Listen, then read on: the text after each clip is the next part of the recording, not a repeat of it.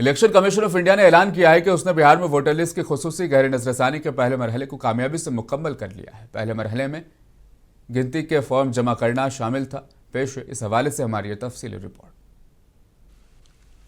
Election commission of India نے اتوار کے روز اعلان کیا کہ بہار میں ووٹر لسٹ کی خصوصی گہری نظر ثانی کے تحت 24 جون سے 25 جولائی تک ہونے والی گنتی میں کل 7.89 کروڑ میں سے 7.24 کروڑ ووٹروں نے حصہ لیا۔ الیکشن کمیشن کے مطابق یہ عمل ریاست کی تاریخ کی سب سے وسیع ووٹر تصدیقی مہمات میں سے ایک تھا، جس میں بہار اسمبلی انتخابات سے پہلے شمولیت اور شفافیت پر خاص توجہ دی گئی۔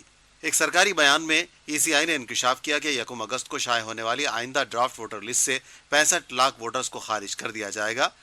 ان اخراج میں 22 لاکھ فوت شدہ ووٹرز، 36 لاکھ ایسے ہیں جو یا تو مستقل طور پر منتقل ہو چکے ہیں یا ان کا پتہ نہیں چل سکا، اور 7 لاکھ افراد ایسے ہیں جو متعدد جگہوں پر رجسٹرڈ تھے۔